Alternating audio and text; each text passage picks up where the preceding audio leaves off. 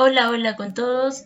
En esta oportunidad, el Grupo E de la Universidad Nacional de San Agustín de Arequipa, en el curso de Auditoría Financiera con el profesor Roberto Chambi, tocaremos el tema de la NIA 500 y 501. Antes que nada, no se olviden de dejar su like, comentar calculadoras y si llegamos a 100 likes, realizaremos esto con todas las NIAs. Empezaremos. Norma Internacional de Auditoría 500. Evidencia de auditoría. La norma presenta la responsabilidad del auditor de diseñar y realizar procedimientos para obtener evidencia suficiente y apropiada, explicando lo que constituye la evidencia de auditoría de los estados financieros. La NIA 500 presenta aspectos específicos relacionados con la evidencia de auditoría, a diferencia de la 200, 230, 315, 520 y 570.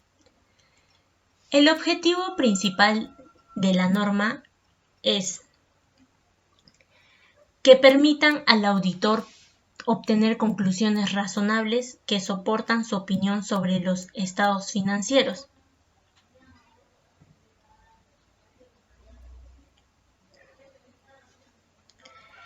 Definiciones. Lo apropiado.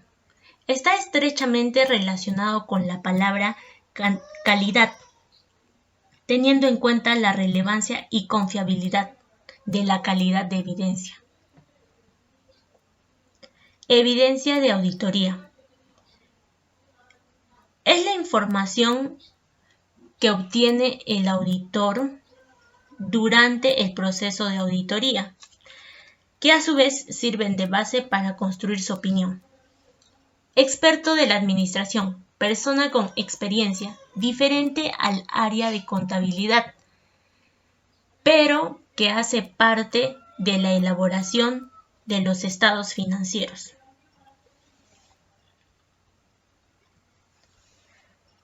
Suficiencia.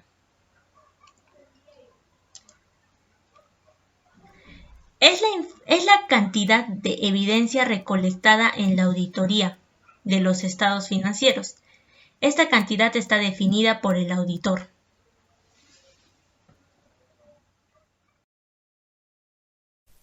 Requisitos. Mencionaremos 4. El primero, evidencia suficiente y apropiada de auditoría. El auditor debe diseñar y realizar los procedimientos de auditoría necesarios para obtener suficiente y apropiada evidencia de auditoría. Dentro de los procedimientos podemos encontrar inspección. Examinar registros o documentos internos o externos, ya sean físicos o electrónicos. Observación y revisión de un proceso o procedimiento desarrollado. Recálculo y reproceso. Es la verificación matemática de documentos. Confirmación de terceros, acuerdos o transacciones. Y finalmente, procedimientos analíticos. Aquí se evalúa la información financiera mediante análisis de datos. Como segundo requisito tenemos la información que se va a usar como evidencia de auditoría. Al momento de que el auditor diseña y aplica procedimientos para recolección de evidencia, esta debe ser relevante y confiable, con conocimiento del proceso de la elaboración de los estados financieros. Como tercer requisito tenemos la selección de partidas para realizar pruebas y obtener evidencia de auditoría.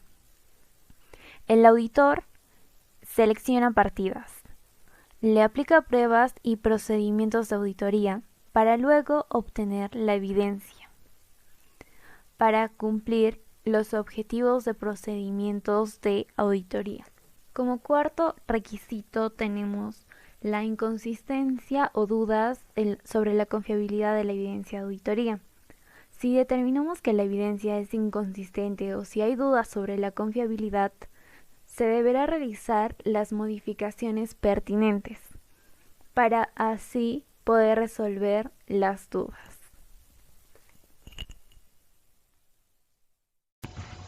NIA 501. Evidencia de auditoría. Consideraciones específicas para partidas seleccionadas. Como primer punto, ¿qué es la norma internacional de auditoría 501? La norma internacional de auditoría 501 expone las consideraciones específicas del auditor para así poder obtener evidencia de la auditoría y ésta sea suficiente y apropiada. Esta norma debe estar estrechamente relacionada con los inventarios, litigios, reclamaciones e información por segmentos. ¿Cuál es el objetivo principal de la norma internacional 501? El objetivo de esta norma es que el auditor deba obtener la suficiente y apropiada evidencia de auditoría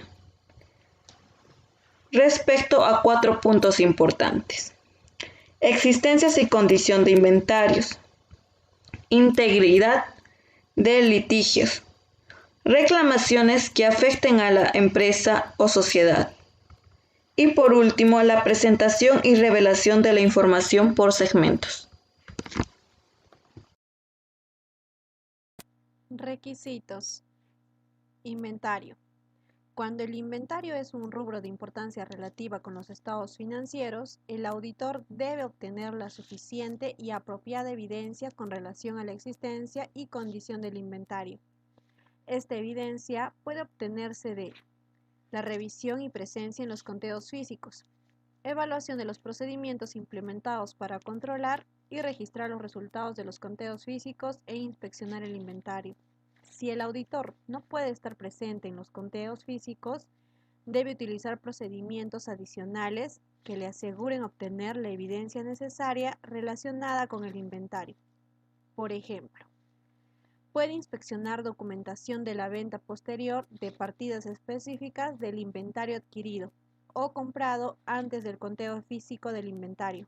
De la misma manera, cuando el inventario es responsabilidad de un tercero, el auditor debe solicitar confirmación del tercero en cuanto a la existencia y condición del inventario y realizar la inspección y procedimientos necesarios.